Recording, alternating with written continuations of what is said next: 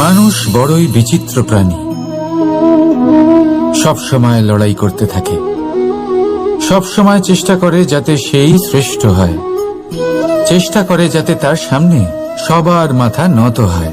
তাই সবার আগে শক্তি অর্জন করার চেষ্টা করে। সে শক্তি অর্জন করেও নেয়, আর তারপর ভয় দেখিয়ে সবাইকে নিজের সামনে নত করে। কিন্তু একটা গুরুত্বপূর্ণ কথা ভুলে যায়, বুঝতেই পারে না। দেখুন, আমি আপনাকে একটা উদাহরণ দিই। আপনি নিশ্চয়ই বৃক্ষ এবং তার ডালপালা দেখেছেন, যা ফলের ভারে নিচু হয়ে যায়। ফল পড়ে গেলে আবার সে উঠে যায়, তারপর আরো একটা ফল হয়, সেটাও পড়ে গেলে আবার উঠে যায়। সর্বদা নত থাকে না। কখনো হাঁটতে গিয়ে আপনি নিশ্চয়ই দেখে থাকবেন যে আপনার পা কোনো ফুলের ওপরে পড়লে তা নত হয়ে যায়, কিন্তু যেই আপনি পা সরাবেন সেই ফুল আবার উঠে দাঁড়ায়। একটা অত্যন্ত গুরুত্বপূর্ণ কথা মনে রাখবেন, যে শির ভয়ভীত হয়ে আপনার সামনে নত হয়, সেই শিরই বিরোধিতা করতে সবার আগে দাঁড়াবে। আপনি জিতে নিন, সবাইকে জিতে নিন, কিন্তু ক্ষমতার দ্বারা নয়। তাদের জিতুন প্রেমের সাহায্যে।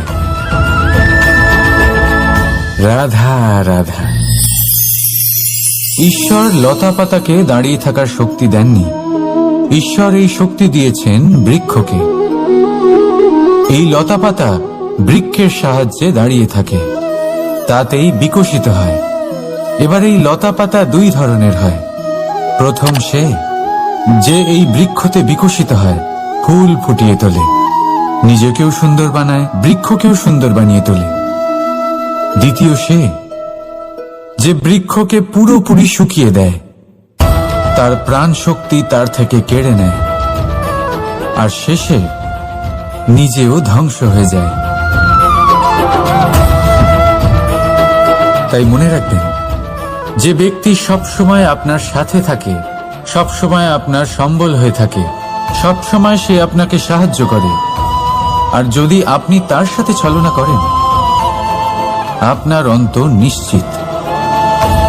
এরকম কখনো করবেন না। সেই ব্যক্তিকে ভালোবাসা দিন, সম্মান দিন, আর আমার সাথে প্রসন্ন হয়ে বলুন, রাধা রাধা। কখনো আপনি কোনো কুমোরকে দেখেছেন যারা মাটির পাত্র বানায়? প্রথমে সে ভিজে মাটি মাখে, তারপর তাকে গড়ে, তারপর তাকে চাকায় দিয়ে সঠিক আকার দেয়। যদি আকার ঠিক না হয়, তা তক্ষুনি ঠিক করে দেয়, কারণ সে এটা জানে যে একবার এটা আগুনের তাপে দিয়ে দিলে, একবার এটা শুকিয়ে গেলে, তারপরে এর আকার কখনোই বদলানো যায় না। এখানে লুকিয়ে আছে একটা শিক্ষা, সমস্ত মাতা পিতার জন্য একটা শিক্ষা। মাতা পিতাও তো এরকমই হন। তাদের নিজেদের সন্তানকে সঠিক সময় মতো শ্রেষ্ঠ শিক্ষা দেওয়া উচিত। মাতা পিতা যেন কখনো তাদের বিধাতা না হতে চান, কিন্তু প্রতিটা মুহূর্তে সবসময় চেষ্টা করুন তাদের সঠিক পথ দেখানো। কখনো কোমলতা দিয়ে, কখনো ভালোবাসা দিয়ে, আর কখনো কঠোর হয়ে। তার জীবনকে, তার ব্যক্তিত্বকে আকার দেওয়ার চেষ্টা করুন। কারণ যেমন মাটি একবার শুকিয়ে গেলে তারপর সেই পাত্রের আকার বদলানো যায় না, ঠিক সেইভাবেই আয়ুর বৃদ্ধির সাথে সন্তানের শিক্ষা কখনোই বদলানো যায় না। তা মনে রাখবেন। রাধা রাধা। আপনি কি কখনো কোনো প্রজাপতি দেখেছেন? ভালো নিশ্চয়ই লাগে। আসলে প্রজাপতি কার না ভালো লাগে? ছোট হোক বা বড়, প্রজাপতিকে সবার ভালো লাগে। এবারে ভাবুন, এই প্রজাপতির সূত্রপাত কি করে হয়? এই প্রজাপতি শুরু হয় একটা গুটি থেকে, যেখানে সে সুরক্ষিত থাকে। গুটি ভেঙে যখন সে এই সংসারে আসে, তখন একটা কীট রূপে থাকে। কীট যে ভূমির ওপরে চলাচল করে, যে বৃক্ষের পাতার ওপরে সুরক্ষিত থাকে। তারপরে তার মধ্যে আসে আরো একটা পরিবর্তন, তার ডানা গজায়। তখনই সে প্রজাপতি হয়। তখন সে খোলা আকাশে উড়ে বেড়াতে পারে। সুন্দর সুন্দর পুষ্প থেকে সে মধু পান করে। কখনো ভেবেছেন যে প্রজাপতি ছাড়া আর কেউ এটা পারে না কেন? কারণ সে সেই গুটি থেকে বেরোতে পারে। যদি সে সেই গুটি থেকে নাই বেরোতো, সে উড়তেই পারত না, কখনো প্রজাপতি হতেই পারত না। আমাদের সাথেও ঠিক এটাই হয়। আমরা সবসময় সেখানেই থাকতে চাই যেখানে আমরা সুরক্ষিত থাকি। সেই সুরক্ষা চক্রেই আমরা থাকতে চাই, কিন্তু এই বিকাশ সুরক্ষা সীমা পার হওয়ার পরেই অর্জন করা যায়। তাই যদি আপনি জীবনে বড় কিছু করতে চান, মহান কাজ করতে চান, নিজের ব্যক্তিত্ব তৈরি করতে চান, তাহলে এই সুরক্ষা চক্র ভুলে যান। সুরক্ষা সীমা লঙ্ঘন করুন, এগিয়ে যান, প্রতিকূলতার সম্মুখীন হন, কঠিন পরিস্থিতির সম্মুখীন হন, সাহস করে এগিয়ে চলুন, আরো শক্তিশালী হয়ে উঠুন। তবেই আপনি জীবনে কিছু করতে পারবেন, তবেই আপনার ডানা গজাবে, আর তবেই আপনি এই সুন্দর আকাশে উড়ে বেড়াতে পারবেন। রাধা রাধা। আমাদের কোনো স্থানে পৌঁছতে গেলে একটা মাধ্যমের প্রয়োজন হয়। কিছু মানুষ এই মাধ্যমকে রাস্তা বলে, কেউ পথ বলে, আবার কেউ বলে সরণি। মানুষ নিজের লক্ষ্যে পৌঁছানোর জন্য এই পথেরই খোঁজে থাকে, কিন্তু মানুষ একটা কথা বুঝতে পারে না, যে এই পথে এগোতে গেলে এই পথকে পিছনে ঠেলাও অত্যন্ত প্রয়োজন। যদি এটা করার ক্ষমতা আপনার না থাকে, তাহলে আপনার পথ আপনাকে লক্ষ্যে পৌঁছতে দেবে না। দ্বিতীয় কথা, যদি নিরন্তর চেষ্টা আপনি করতে পারেন, যদি সেই ক্ষমতা আপনার মধ্যে থাকে, তাহলে আপনি যখন চাইবেন, যেখানে চাইবেন, নিজের পথ নিজেই বানাতে পারবেন। রাধা রাধা। আমাদের সব থেকে ভালো লাগে বিজয়, সব থেকে অপ্রিয় হলো পরাজয়। কিন্তু আপনাকে একটা কথা বলে দিই, হার নামক কোনো পরিণাম হয়ই না। যাই পরীক্ষা থাকুক না কেন, হয় সেটা জয়তে পরিবর্তিত হয়, নয় সেটা আমাদের কোনো শিক্ষা দিয়ে যায়। তাই কোনো কিছু নতুন শুরু করার আগে কখনো সংকোচ করবেন না। হয় জয় আপনাকে বিজয়ীর মালা পরাবে, নয়তো এই হার আপনাকে অমূল্য কিছু শিখিয়ে যাবে। রাধা রাধা। এই ছোট কাঠের ডাল দেখতে পাচ্ছেন আপনি? একটা বৃক্ষ থেকে এরম হাজার হাজার ডাল পাবেন, যা দিয়ে আপনি আগুন জ্বালাতে পারবেন, যা নিজে জ্বলে আমাদের ভোজন বানাতে সাহায্য করে থাকে, যা নিজে জ্বলে অন্ধকারে আমাদের আলোকিত করে। যদি এটাই অন্যভাবে দেখা যায়, তাহলে এমনই এক ছোট্ট ডালের টুকরো একটা ছোট্ট ফুলকিতেই নিজের সাথে হাজার হাজার বৃক্ষ জ্বালিয়ে দিতে পারে।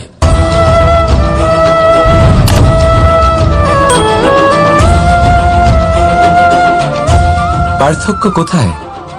পার্থক্য হলো শুধু দৃষ্টিভঙ্গিতে, মানসিকতায়। যদি এই মন শীতল রাখেন, শান্ত রাখেন, তাহলে অসংখ্য মানুষের জীবন আলোকিত করবেন। যদি ক্রোধ আর অহংকারের আগুনে জ্বলতে থাকেন, তাহলে শুধুমাত্র বিনাশ করবেন। সিদ্ধান্ত আপনার।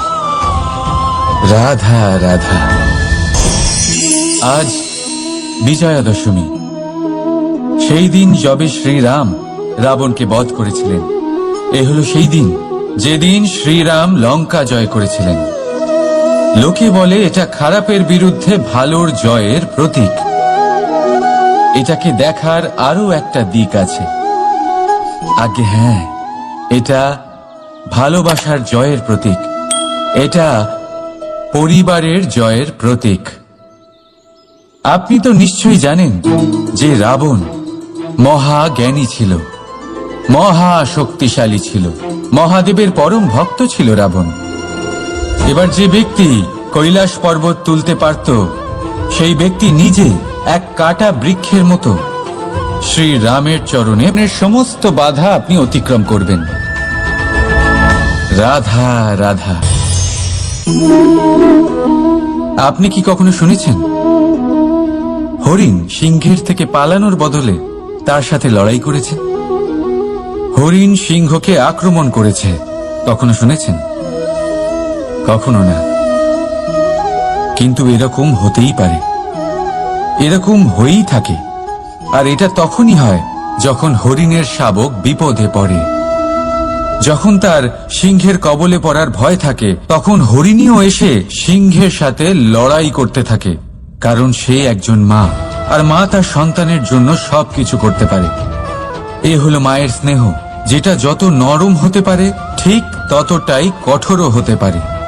আর তার সন্তানের মঙ্গলের জন্য সে ক্রোধের সমস্ত সীমা পার করে তার সন্তানকে রক্ষা করেই ছাড়বে। আর সেই জন্যই তো মাকে সন্তানের জীবনে সব থেকে বড় ঢাল বলা হয়। এই মাকে আমার শত কোটি প্রণাম। রাধা রাধা। কামবোধ, এটাই আপনার অন্তরের প্রথম শত্রু। বেশিরভাগ মানুষই কামবোধ বলতে লালসা বোঝেন, কিন্তু এটা সম্পূর্ণ সত্য নয়। কামের আসল অর্থ হল কামনা। এটা খুবই সহজ ব্যাপার। মনুষ্য শরীর থাকলে, মানুষের মন থাকলে এই কামনা অবশ্যই থাকবে। এবার এটাই দেখতে হবে যে এই কামনা নেতিবাচক কামনা নাকি ইতিবাচক কামনা। অন্য কারোর জিনিসে নজর দেওয়া, অন্য কোনো মানুষের উপর নজর দেওয়া, কোনো অনুচিত বস্তুর দিকে নজর দেওয়া, এই নেতিবাচক কামনা। আর এই দুষ্কামনা মানুষকে দিয়ে অপকর্ম করাবেই করাবে। তাই মনে রাখবেন, যে ব্যক্তি নিজের কামনাকে নিয়ন্ত্রণে রাখতে পারেন তিনি সঠিক পথেও থাকেন, সঠিক লক্ষ্যে পৌঁছতেও পারেন। যিনি কামনা নিয়ন্ত্রণে রাখতে পারেন না তিনি তার পথও হারিয়ে ফেলেন এবং লক্ষ্যচ্যুতও হন। তাই মনে রাখবেন, নিজের কামনাগুলিকে নিয়ন্ত্রণে রাখুন। কাম নামক এই শত্রুর ওপর বিজয় লাভ করুন। আর আমার সাথে ভালোবেসে বলুন, রাধা রাধা। হাস্য, হাসি জীবনে অত্যন্ত মূল্যবান হয়। কথায় আছে যে হাসি এবং হাস্য আমাদের জীবনে ওষুধের মতো কাজ করে, আমাদের সুস্থ রাখে, আমাদের জীবনের অনুভূতিগুলিকে আরো সুন্দর করে তোলে। কিন্তু প্রত্যেক ওষুধের মতোই এর সাথেও এটাই হয়। প্রত্যেক ওষুধ সঠিক সময়ে, সঠিক মাত্রায়, সঠিকভাবে গ্রহণ করতে হয়। যদি এরকম না হয় তাহলে এই ঔষধও শরীরের ক্ষতি করে দিতে পারে। এবার আপনি ভাবতে পারেন, হাসি থেকে কিভাবে ক্ষতি হতে পারে?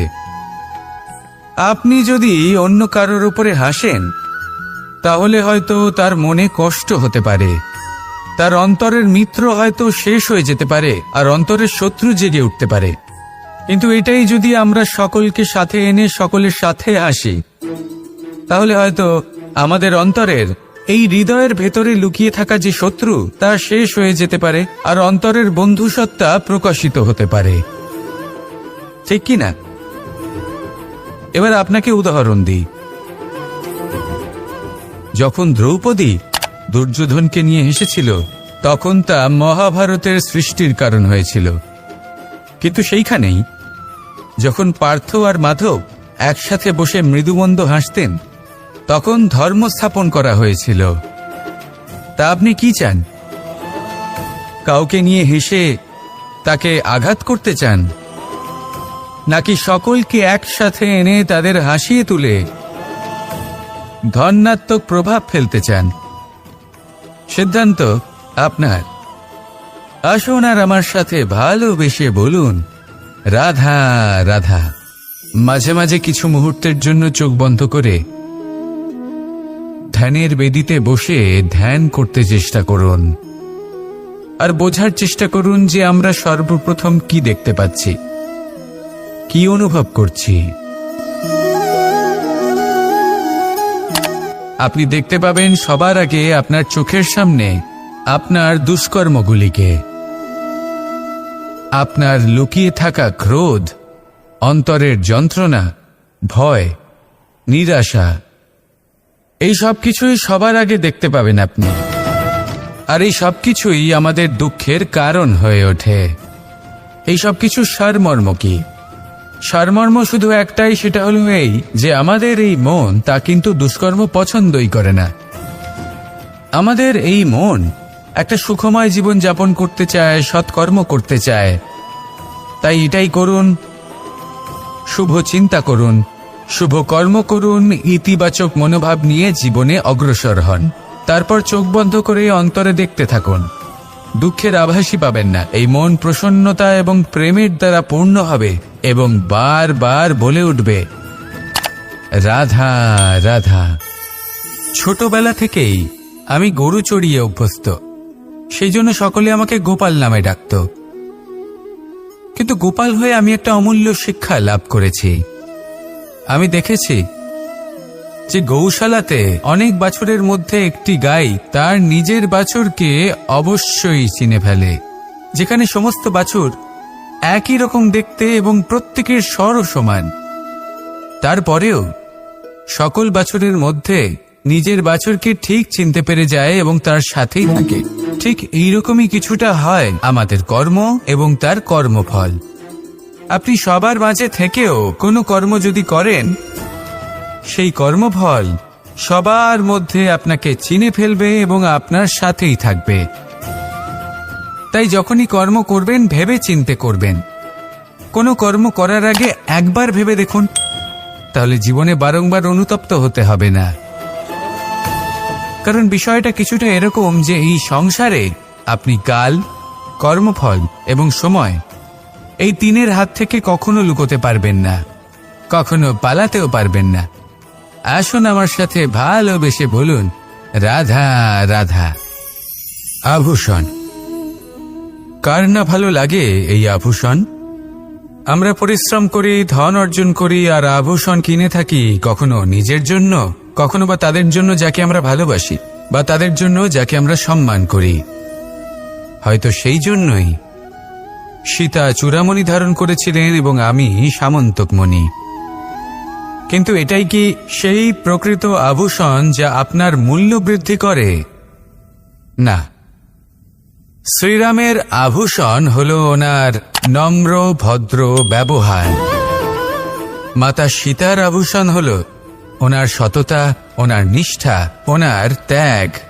অর্জুনের আভূষণ ছিল ওনার একাগ্রতা। রাধার আভূষণ ওনার প্রেম। এই আভূষণ কোথাও নেই, আপনার মনে আছে। যদি আপনার মনে মিষ্টতা থাকে, তা শান্ত হয়, তাতে সততা থাকে, নিষ্ঠা থাকে এবং প্রেম থাকে, তাহলে আপনার অন্য আর কোনো আভূষণের কোনো প্রয়োজন নেই। আপনি যতই ভিড়ের মাঝে থাকুন, আপনার ঔজ্জ্বল্য চোখে পড়বে। আসুন আর আমার সাথে ভালোবেসে বলুন, রাধা রাধা। সুখ এবং দুঃখ, এই দুই হলো আমাদের জীবনের অবশ্যম্ভাবী এবং গুরুত্বপূর্ণ অঙ্গ। আমাদের সকলের জীবনে কখনো সুখও আসে, আবার কখনো দুঃখও আসে। আমরা সবসময় ভাবি আমরা কিভাবে সুখ লাভ করব, কিভাবে আমরা দুঃখ থেকে দূরে থাকতে পারি। আর এই জীবনে যা কিছুই ঘটুক না কেন, সেই সবকিছু আমরা সুখ এবং দুঃখের মাপদণ্ডে মেপে থাকি। এবার এখানে একটা ছোট্ট বিষয় আছে। এটা ভেবে দেখতে হবে যে কে আসলে সুখী ব্যক্তি। সুখী ব্যক্তি হলেন তিনি যিনি নিজের জীবনে নিজের কর্মের বিশ্লেষণ করে থাকেন, সেই বুঝে পদক্ষেপ নেন। উনি কি করতে চলেছেন সেটা উনি জানেন। আর যদি ওনার কোনো দোষ থাকে বা ভুল থাকে, তাহলে সেগুলো শুধরে নিয়ে এগিয়ে চলেন। সেই জন্য উনি সুখী হন। অন্যদিকে যে ব্যক্তি দুঃখী, তিনি কি করেন? তিনি নিজের উপর নয়, অন্যের উপর নিজের নজর রাখেন যে তিনি কি করছেন, কিভাবে কর্ম করছেন। ওনারা অন্যের নিন্দা করেন, অন্যের সাফল্য দেখে ঈর্ষা করেন, ক্রুদ্ধ হয়ে যান, ওনাদের বাধা দিতে চেষ্টা করেন। সেই জন্যই তো ওনারা দুঃখী হন। এই সংসারে এমন অনেক ব্যক্তি আছেন যারা এই কারণে দুঃখী নন যে তাদের জীবনে দুঃখ আছে। তারা এই কারণে দুঃখ পান কারণ অন্যের জীবন অনেক বেশি সুখের। দেখুন, শেষ পর্যন্ত আপনাকে নিজের কর্মের প্রতি মনোসংযোগ করতেই হবে, অন্যের প্রতি নয়। কারণ আপনার জীবনে আপনার কর্ম হলো এমন একটা জিনিস যা আপনার নিয়ন্ত্রণে আছে। নিরন্তর চেষ্টা করতে থাকুন, নিজের কর্মকে বুঝতে শিখুন, শুধরে নিন, নিজেকে শ্রেষ্ঠ করে তুলুন। তখন সাফল্য নিজে থেকে আপনার কাছে আসবেই, আর এই মন প্রসন্ন হয়ে বলবে, রাধা রাধা।